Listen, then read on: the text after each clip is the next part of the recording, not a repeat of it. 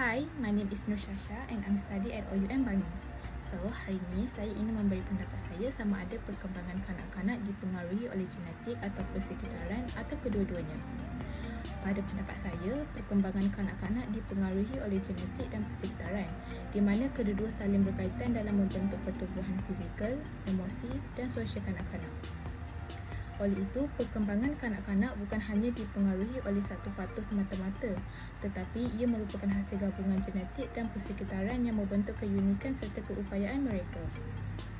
Faktor genetik memainkan peranan utama dalam membentuk ciri-ciri fizikal seperti warna mata, ketinggian dan struktur badan. Sebagai contoh, jika kedua-dua ibu bapa mempunyai ketinggian yang tinggi, kemungkinan anak mereka juga akan mempunyai ketinggian yang sama atau lebih tinggi daripada ibu bapanya. Warna mata dan anak rambut pula dipengaruhi oleh kombinasi gen daripada ibu bapa. Faktor genetik juga mempengaruhi perkembangan kognitif termasuk kecerdasan, daya ingatan dan kebolehan belajar. Sebagai contoh, kanak-kanak yang berasal daripada keluarga dengan sejarah kecerdasan yang tinggi lebih cenderung untuk mempunyai prestasi akademik yang baik. Genetik juga mempengaruhi emosi dan tingkah laku individu. Sebagai contoh, kanak-kanak lebih mudah marah atau lebih tenang secara semula jadi kerana perbezaan dalam gen yang mengawal hormon stres. Faktor genetik juga menentukan tahap kesihatan kanak-kanak. Beberapa penyakit diwarisi melalui genetik, yang bermaksud individu tersebut mempunyai risiko lebih tinggi untuk mengalami penyakit tersebut. Contohnya penyakit asma, diabetes dan sakit jantung. Genetik menentukan banyak aspek perkembangan kanak-kanak, termasuk ciri fizikal, emosi dan kesihatan. Walau bagaimanapun, potensi genetik ini boleh dipengaruhi oleh persekitaran. Menurut Sharifah Nur Putih dan Aliza Ali menyatakan bahawa kanak-kanak mampu belajar dan memahami isu-isu yang berlaku di sekeliling mereka melalui komunikasi, persekitaran, seperti komunikasi dengan rakan sebaya atau orang dewasa di sekeliling mereka. Perkembangan kanak-kanak sangat dipengaruhi oleh persekitaran.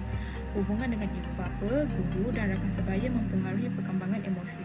Ibu bapa mempunyai peranan yang besar dalam mendidik anak mereka agar perkembangan mereka lebih baik. Nutrisi yang baik untuk perkembangan otak kanak-kanak. Makanan yang seimbang dengan protein, vitamin dan mineral yang cukup. Pendidikan awal yang berkualiti membentuk kecerdasan dan kemahiran kognitif kanak-kanak. Pendedahan kepada bahan bacaan, permainan interaktif dan aktiviti kreatif merangsang perkembangan otak.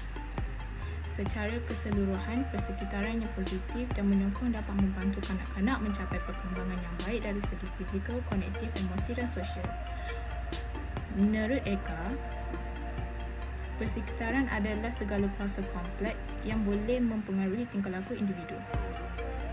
Persekitaran memainkan peranan dalam perkembangan kognitif melalui interaksi dengan persekitaran mereka.